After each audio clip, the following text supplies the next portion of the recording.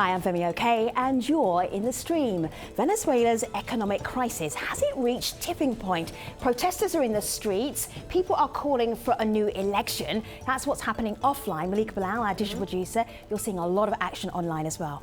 Good way to put it, Femi. So this isn't the first time that Venezuelans have taken to the streets and to the web to voice their frustration over the economic crisis. But as this situation worsens, several hashtags that we saw in 2015 have reemerged to tell the story. You see two of them here. Now, this video under hashtag SOS Venezuela purports to show the chaos that some residents endure at grocery stores in the midst of food shortages. Now, others are sharing pictures of protesters demanding political change and a recall vote. And though in smaller numbers, supporters of President Maduro also showed their allegiance, tweeting pictures of him with his predecessor, Hugo Chavez. Now, wherever you fall in the debate, we want you to let us know with hashtag AJStream. Hey, I'm Mubin Sheikh, a former radical Islamist turned government agent, now expert on national security, and I'm in the stream.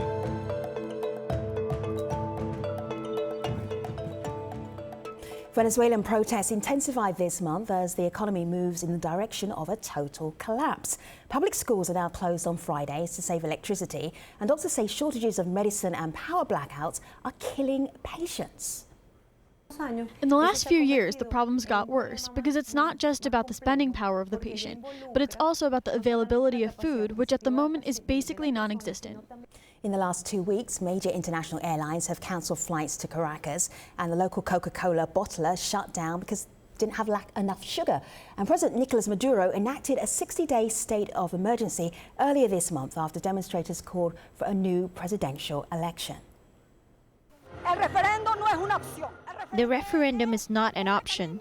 It's an emergency measure. If the government refuses to hold it, it will have declared itself a dictatorship. We want to end this regime because this is a regime, not a government. To help us discuss what's happening in Venezuela, we have Keen Butt in the studio. He's a writer and political analyst.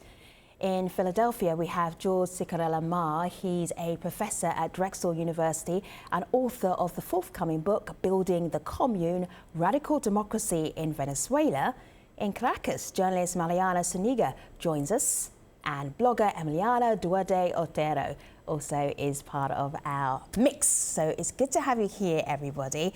Mariana, there's often a gap between what we read and we see in the headlines and what's really happening down on the ground. So, what's the difference right now in Venezuela? Well, are the headlines exaggerated? I don't think the headlines are exaggerated. To be honest, I think the situation has actually reached a tipping point in which what we see in the country is so bad that sometimes when you read it in another country, you can think like, maybe this is a little bit exaggerated by this media. But when you are in the place, you can realize like, wow, all the things that are happening and all the for examples like the lines, the violence. The other day, we can see through social media a video of a man that was burned alive because he was stealing something. And people, they are taking law into their hands. So when you read that kind of things, you see like, which country are we talking about? Like, which place in Earth it's this one? So the last time we checked in with Venezuela, there were shortages and there were lines and you couldn't necessarily get what you necessarily wanted to buy in your grocery that week. But this is a whole level of crisis, a whole different level of crisis. George, did you kind of figure that this would happen? We talked to you about a year ago. Well, the reality is that very little action has been taken to deal with the biggest problem in the Venezuelan economy, which is the problem of the exchange rate, of the the fixed currency controls that have spiraled out of control over the past couple of years. Some economists have been urging the Venezuelan government to take action for about 3 years now. It would have been much easier to correct this 3 years ago, and yet now what we've seen is a spiraling of the black market exchange rate, which is now hugely above the official exchange rate of the dollar, and this has incentivized the whole range of smuggling, of black market transactions, and of currency fraud that has really thrown the economy into a tailspin. So Emiliani, I'm hoping you can paint for us a picture of what George mentioned about the spiraling of the black market economy, what that actually looks like. We got this tweet from Venezuela. This is Alex. He says, products that we can't find, we ask our family and friends abroad to buy them from outside the country to be sent. And what that looks like online.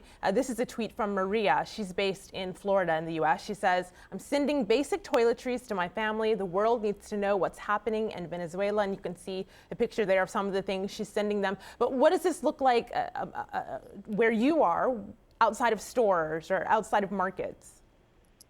So speaking of, well, actually on my way here to the Al Jazeera studio, in a supermarket not less than 2 blocks away, it's been militarized ever since this morning because a fist fight broke out when people started chanting that the food ran out in the supermarket. They had to call riot police, and there's military officers right now. They closed it down.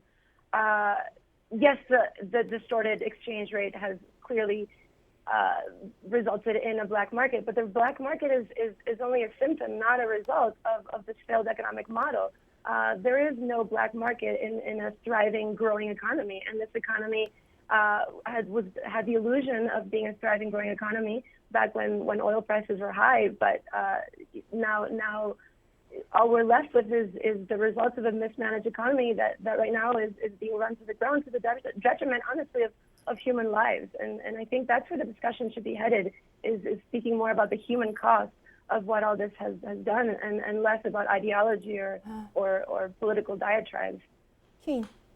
Yeah, I mean, I agree with Emiliana's last point, which is that, we shouldn't be thinking about this in ideological terms, or to say that, the entire experience of the Venezuelan economy is repudiated by what's occurred in the past several years. For about 15 years, analysts and particularly the U.S. government have been talking about the Venezuelan economy on the precipice. And if you make that prediction for 15 years, there's a very good chance that it's going to occur at some point. Why 15? I mean, that's ridiculous. 15 years. So 15 for 14 years, they've been wrong. Yeah, that's exactly right. And from 2003, where the government actually was able to obtain the resources of the state oil company and use them for social programs and to begin to manage the economy in a kind of a social democratic form, we saw actually pretty robust growth, rapid reductions in inequality, rapid reductions in poverty. And again, this issue is a policy issue. It's not an ideological one. It's not necessarily even wedded to some of these kinds of problems around, petro-states, because if you're having a threat of a balance of payment crisis, which is to say that the imports that you need to have in order to maintain your economy, if you have literally billions of dollars in proven reserves with oil, you shouldn't be having this balance of payments crisis. So this is a monetary policy issue. But we're having the balance of payments crisis precisely because we're so indebted, and 70% of our current oil income is being dedicated to service the sovereign debt that Venezuela has contracted over the past years. Yes, there's no one denying that there were social policies in place that did alleviate some of the very evident social problems Venezuela had. But what we're left with right now is the remnants of a failed model that was short-sighted and that never thought of it as a sustainable means of growth and development. Well, actually, I mean, there's about $60 billion in assets that the Venezuelan government currently has. The issue is, as George mentioned, a currency that's so fixed that right now you can get 10 bolivares for the dollar, where the black market is 1,000. And that creates, as George mentioned, a whole swath of distortions in the economy, which leads to some of these problems. They're basically bleeding, many of their assets in trying to bolster up this overvalued currency. See, Emiliana says it's up to 400, Emiliana, so it's worse. So it's gone up 57% since the last currency regime was put in place a couple of weeks ago. So it's up to 400 and something is the official rate. I believe the 10 the 10 Bolivar rate that you were mentioning is only in place for official government imports. Right, but the official government imports represent the vast majority of bolivars and that are used for acquiring foreign exchange. So that's the principal issue, is the 10, because this new exchange rate that was unveiled recently is a very small sliver of it. It's really the question of this rate of 10 bolivars to the dollar. So what does that mean, 1,000. Emiliana, when you go shopping? What difference does that make to you? Well, I'll give you an example. We've had almost 400% inflation as of this year, 2016. A minimum salary is 15,000 bolivares. In order to buy a pollo en brasa, which is a basic meal for a family, a chicken dinner, it's around 8,000 bolivares. Like I said, minimum salary for a month right now is 15. The president just raised it again a couple of weeks ago.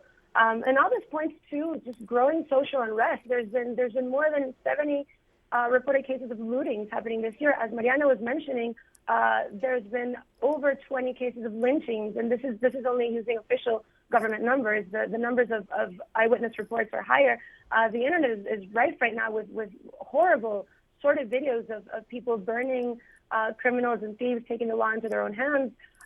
We have suffering in the form of people not being able to find food, hunger, going to bed without eating, children who are not sent to school because their parents would rather than sleep through breakfast because they cannot find food, and when they do find food, they cannot afford it.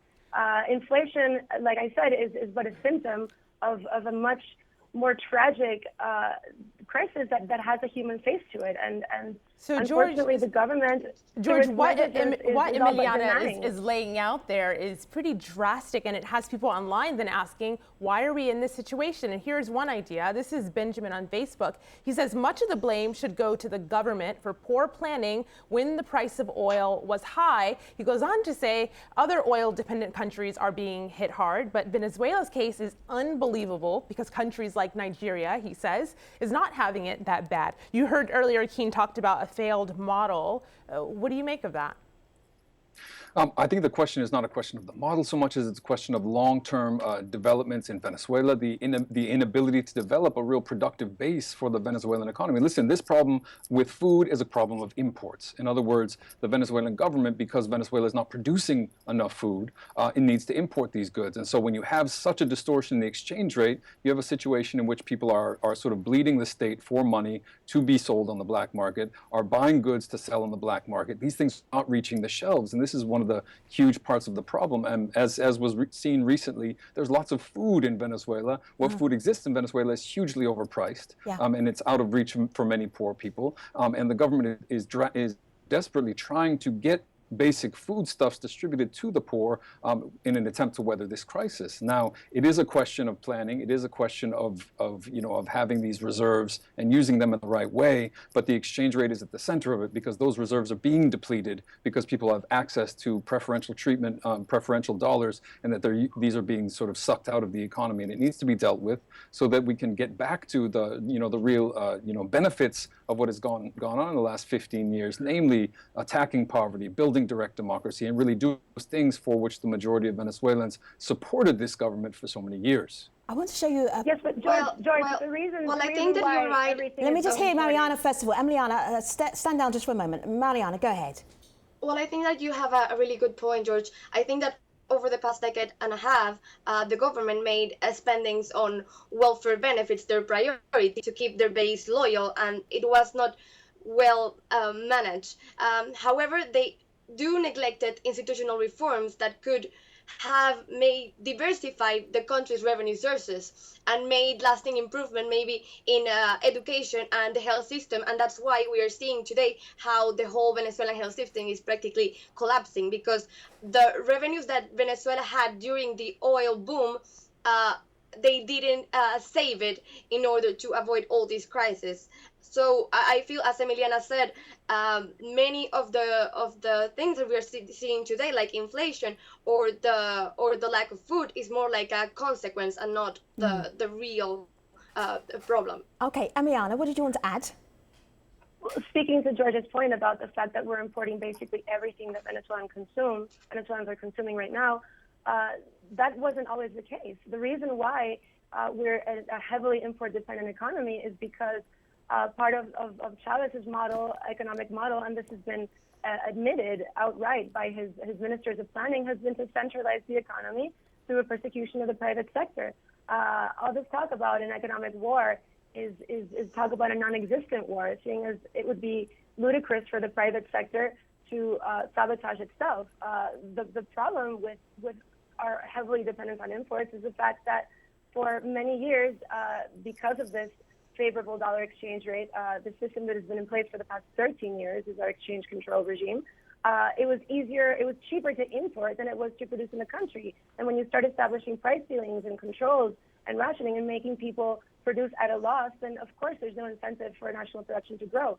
And now we're feeling the very real and very tragic consequences of shelves being empty and people not being able to eat. Yeah, I'd like to address a couple of misconceptions with the Venezuelan economy. The first is that the social programs that were implemented by Chavez were important, but the significant poverty reduction in the economy came from increasing employment. And in fact, during these years in which you had a robust economic growth, the private sector actually outpaced the public sector. So this idea of this persecution of the private sector is one that's not borne out by the empirical data that we've seen over the course of the Venezuelan economy, especially during that robust time. The second point that's really important is that it's not simply endogenous. I mean, there are particular forces at play here. Recently, the White House renewed the executive order which described Venezuela as an extraordinary threat to the national security of the United States. In what way is Venezuela a threat to the United States? In no way at all. And in fact, there were actual officials who admitted as such that there wasn't any national security threat whatsoever, but that this was a political kind of a policy that they were setting up in order to alienate and isolate the Venezuelan government. What that has in terms of its effects for the economy are quite significant, because investment is immediately going to dry up when investors know that this country that is now facing bilateral sanctions, which is extraordinarily provocative in international relations, is going to make any kind of investments highly precarious, and it's going to lead to a really drying up of the very necessary kinds of opportunities that Venezuela needs in order to manage its economy. So there's also several factors at play here. Let's talk recovery. So I'll just take your mention of the executive order. Mariana, let's talk recovery here, because we've had the issue very clearly. You've unpacked it very clearly for us. But recovery, I mean, there's a petition out right now for President Maduro to step down, for there to be an election. How realistic is that? So here's what's tragic is in conjunction with this very human cost of everything that's been happening in Venezuela, all other institutional routes for peaceful regime change, for any sort of moving forward in a non-violent way, have been systematically blocked by the government. The opposition won 2/3 majority in Congress in elections last December 6th. And the judicial power, which is controlled by the executive, has systematically shut down every single legislative initiative that the National Assembly has put forth. So, Emiliano, in short, let me just say, unpack this a little bit for us watching internationally who are not following this domestically. So, the petition is being stopped, or the progress of the petition is being stopped by the government. Is that what you're saying? It's not being stopped, it's being stalled. Many great efforts are being taken in order for this process, which is clearly laid out in the Constitution, how it should unfold, to take way longer than it should, and in order to run out the clock, basically. George, I want to show our audience, I want to bring you in here, but I want to show our audience what this looks like in practice on the streets. You saw a little bit earlier at the top of the show. Here's another picture of people going out into the streets calling for this recall vote. They're using this hashtag you see there. They've got their signs and their flags. This is from earlier in May. So when we ask people whether or not they think a referendum is feasible, we got this tweet from Marianne. She says, if the referendum happens, he, meaning Maduro, will lose. What might happen is that the government won't allow it to take place, kind of picking up on what Emiliana said. What does that actually look like, the stalling of it, and whether or not you think he will lose? Your thoughts on that? Well, I mean, I think it's very interesting. So for many years, to put this in context, for many years, this is a Venezuelan opposition that has said the elections are not free, they're not fair. All other observers said, yes, they were free, yes, they were fair. This was an election, an opposition that called the elected government a dictatorship for many years. And then in December won the National Assembly election, which is a strange kind of dictatorship that allows for electoral victories for the opposition. And now that the opposition has won the National Assembly, it feels as though it should be controlling the entire government and not just the branch that it has won. There is a process, as Emiliana said, for recall referendum to recall the president of Venezuela. Thanks to Chavismo, thanks to the Bolivarian constitution, this possibility exists. And this is not the first time that this has happened, right? This happened in 2004. There was an entire process that was followed. And from the first day that the opposition handed in signatures in 2003, it was a full year before the referendum process played itself out, verifying the signatures, going back to collect more signatures and scheduling the entire process. So it's a long process, and it's in process, and it's moving. Now, maybe it won't happen this year, and for people that are watching, the important thing is that if it doesn't happen by the end of this year, the opposition does not get to run in an election to then take over the presidency. It goes to the vice president, and this is why all of this rhetoric about it happening this year is so important. But the opposition was the one that stalled in beginning this recall process. They didn't start in January, they started in April. And they didn't start because they actually don't totally agree on whether it's a feasible possibility, and it's also not that the Venezuelan opposition wants to take over power and govern in the middle of a crisis. And I want to add a couple things. I think what George says is absolutely correct, but let's zoom out a little bit in terms of the rest of the region. When we look at Venezuela and the number of elections that have been, taking place, which have been robustly verified as free and fair and, and very much in keeping with electoral order, the OAS, the Organization of American States, has launched a very, very antagonistic campaign against Venezuela. So, the parliamentary elections that just took place about, 6 months ago, the Secretary General decried those elections as being impossible to take place under free and fair conditions, and yet the opposition won by 2/3. And now what the OAS is trying to do is isolate Venezuela by describing it as in a kind of a democratic crisis, and it's willing to invoke the democratic charter to again contain and isolate Venezuela, where when we actually look at the facts on the ground, all of these elections are very robustly participated in and have the kind of endorsement of some of the leading electoral bodies in the world. Emiliana, what difference would it make if President Maduro was no longer president of Venezuela? Well, I think it's been clear, and the overwhelming majority of Venezuelans, last polls it was 70%, want regime change, peaceful regime change as soon as possible. Unfortunately, the soonest that we can, I think the most immediate measure that can be taken in order to prevent further lives from being lost is to accept humanitarian aid from the countries and international organizations that have offered it. Unfortunately, the executive has yet to make that petition, even though, like I said, the National Assembly has put forth a petition several times. Emiliana, when we spoke to you last year, you were trying to find milk for your cereal. This was last January 2015. You had cereal and you had no milk, and a friend called you up and said, hey, I'm in a line, I've got some milk, I'm going to bring over some milk. What is the image that you want to leave us with right now? What is your reality today? Well, that was Isabel Pisani. That wasn't myself who couldn't find milk. But the image I see, and I see it out my window, is people lining up for milk and people lining up for food that they cannot find.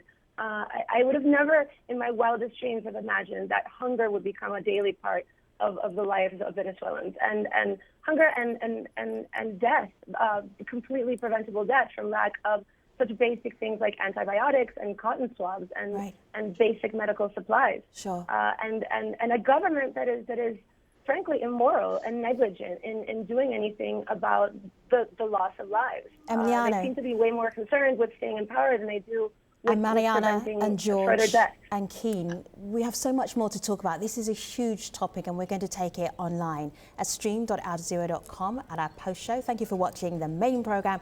Hopefully see you online. Take care, everybody.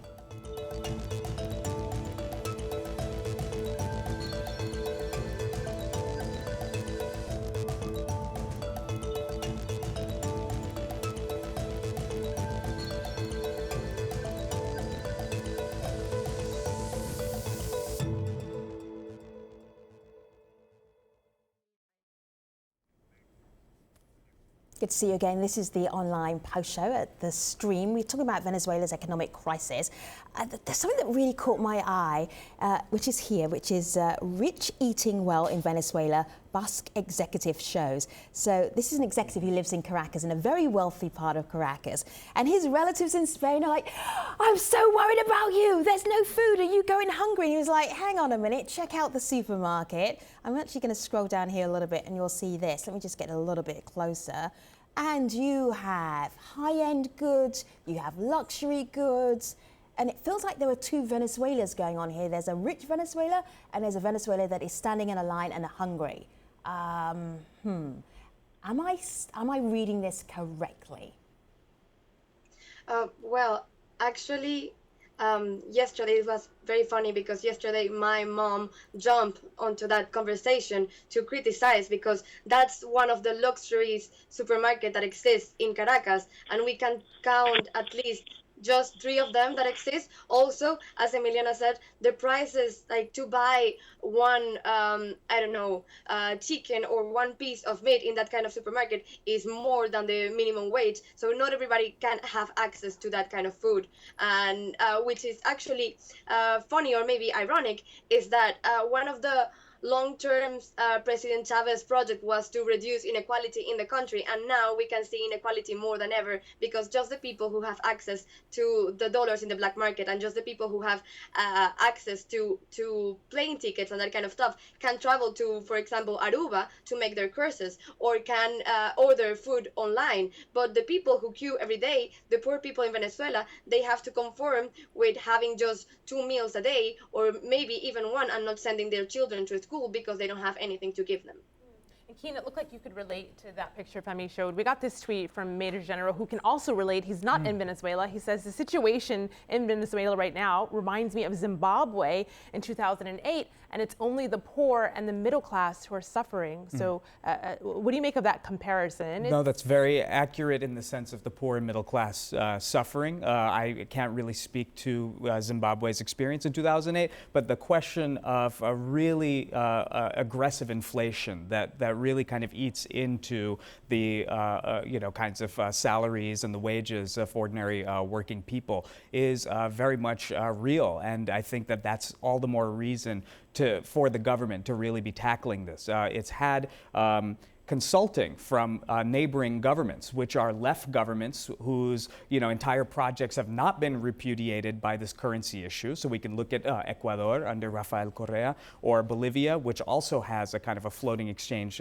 system. And these are very much left-wing governments that have been trying to advise Venezuela on precisely this issue. In fact, UNASUR, which is a regional body that is comprised of all of the South American nations, is trying to engage with the government in a delegation to try to address this in a way that doesn't put the burden of adjustments to the currency on the backs of poor and working people. And that's a really significant and important kind of a challenge ahead. I want to go back to the institutional issue that we finished at the show with, because of course economic measures have to be taken urgently in order to alleviate this crisis. But there's never going to be a complete recovery from this political crisis that Venezuela is going through unless trust is reinstated from people onto the state, and unless the government once again begins respecting the democratic avenues that our constitution, that the constitution that Chavez drafted and legitimized himself set forth for a resolution of conflicts such as the one we're going through right now, which are being blocked as we speak. So, with regarding to what's being stalled right now, what the matter at hand is that amongst the many thousands of signatures, about 10,000 of them, the government claims are actually signatures of dead people. And so what now the government is trying to do is to verify by fingerprint whether or not these people who have actually signed that petition are actually real. And I think that if we do take at face value this particular concern, then that's very much a valid reason to continue this process. And to call this some kind of a stoppage and somehow extra constitutional doesn't really take into account the actual authority that this electoral entity has to manage this affair. Sure.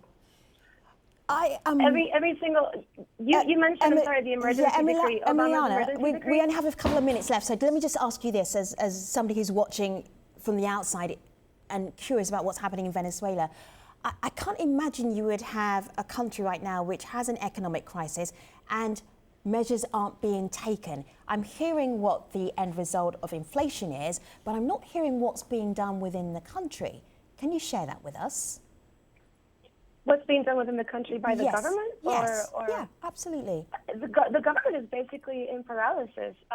There was a big military exercise last weekend that, according to official government sources, cost around $20 million. So I don't see how that helps in any way towards preventing more newborns from dying from infections in hospitals.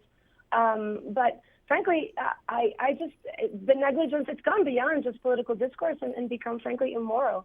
Let me just check in with George. There's a big ethical concern with taking immediate steps that are not being taken. Let me just check in with George. George, are you seeing anything hold tight, Mariana. Are you seeing anything that's happening within Venezuela? You're saying, okay, I can see that the administration is trying to correct this. Well, I mean, yes and no. I mean, as I said, the primary problem is this question of the exchange rate, and that hasn't been fully dealt with. There was an attempt to float a chunk of the, one section of the exchange rate, but as Keen pointed out, that's not the primary. Not the primary exchange rate for government imports. What the government has been doing is instituting local councils that are being used to distribute food directly to poor households. And there's a question as to how effective that has been, but some hundreds of thousands of households are receiving these basic goods directly. This is one step being taken. However, there's much more to be done. I mean, this all takes place in the context of an outright aggression in which people, here in the studio with you and on the line and in the media are acting as though the presence of an economic crisis and the presence of dissatisfaction with the government means that it's time for regime change, as Emiliana, used that phrase, regime change, the removal of the government.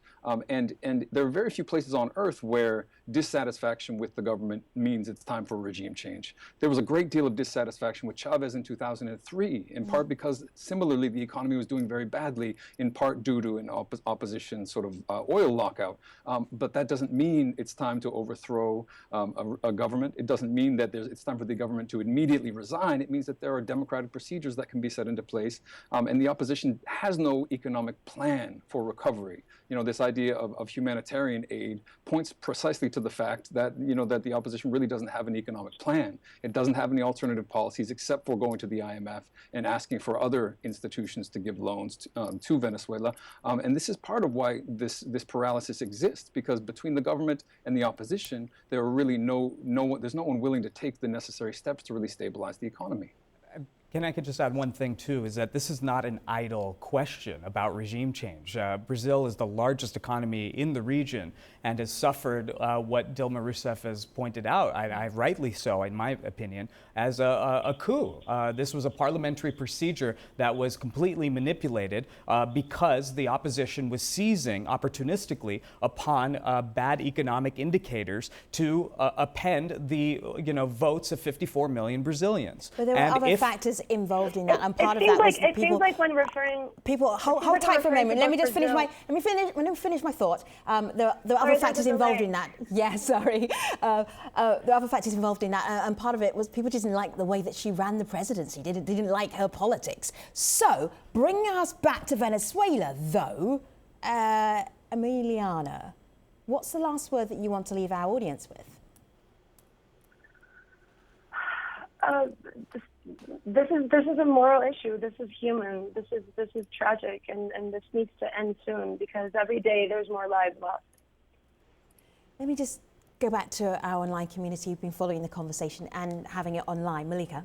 Well, as a question to ask people who are watching this week, I wanted to know if they think the effort to recall the president will be successful. And this is a response from Alex in Caracas. He says, no, looking for essentials like food and medicine have instead become the priority for people. It's really interesting listening to all of you debate. I'm not hearing anything that's going to change anytime soon. And I'm listening intently to all of your takes, and I'm really concerned. I think that we may be having this conversation again. But for now, thank you to Keen and George, Mariana and Emiliana for being part of this conversation, talking about Venezuela's economic crisis. And thank you for watching. Take care, everybody.